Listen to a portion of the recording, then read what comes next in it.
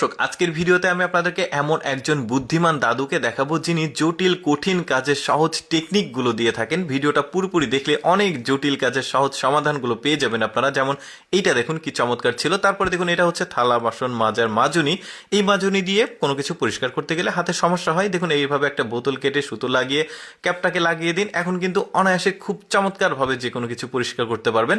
তারপরে দেখুন কাঁথা বালিশ তারপরে লেপ তোষক সুন্দরভাবে গুছিয়ে রাখার কয়েকটা টেকনিক আপনাদেরকে দেখাবো।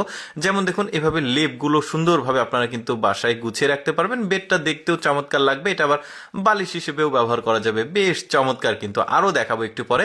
তার আগে এটা দেখাই, দেখুন কোনো একটা জায়গাতে গোল করে আপনাকে দাগ দিতে হবে। তো এই টেকনিকটা অবলম্বন করতে পারেন। সুতো দিয়ে এই জিনিসটা বানিয়ে মার্কার বা কলম দিয়ে এই সুন্দরভাবে গোল করতে পারবেন। তারপরে দেখুন এটাও বেশ চমৎকার। বেসিনে কোনো ময়লা আবর্জনা থাকলে আশেপাশে একটু দূরে যেখানে পানি দেওয়া যায় না, এইভাবে একটা বেলুন লাগিয়ে বেলুনটা ফুটো করে পানি ছেড়ে এভাবে চারিদিকে ঘোরাতে পারবেন আর কি।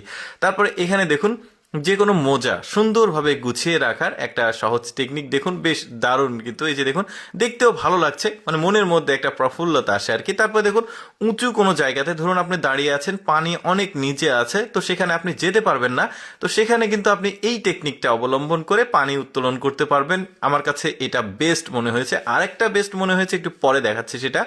দেখুন এখানে একটা লেপ সে সুন্দরভাবে গুছিয়ে রাখছে। এর আগেও কিন্তু একটা লেপ গুছিয়ে রাখার সিস্টেম দেখিয়েছে, ওইটা একরকম এটা একরকম। এটা বেশ চমৎকার, কিন্তু দেখেছেন কত সুন্দর লাগছে দেখতে, বিছানাটাও দেখতে ভালো লাগবে। এইটার আবার আরেকটা টেকনিক আছে, এটাও দেখায়। দেখুন এই লেপটা বা কমফোর্টটা কত চমৎকার ভাবে সে গুছিয়ে রাখে। দেখুন এই যে একটা ভাঁজ দিল, তারপরে ওইখানে একটা ভাঁজ দিয়ে এটাকে জড়িয়ে নিয়ে এসে এইটার ভেতরে ঢুকিয়ে দেবে। দেখুন কি চমৎকার লাগছে। ওই যে বললাম বালিশ হিসেবেও কিন্তু ব্যবহার করা যাবে, বেশ চমৎকার টেকনিকগুলো। তারপরে দেখুন শীতের সময় ফ্যানে মানে প্রয়োজন তো হয় না, তো এই ফ্যানটা যাতে পুরো শীতের সিজনটাতে নষ্ট না হয়, ময়লা না হয়, তাহলে এইভাবে আপনারা কিন্তু গুছিয়ে রাখতে পারবেন জিনিসটা।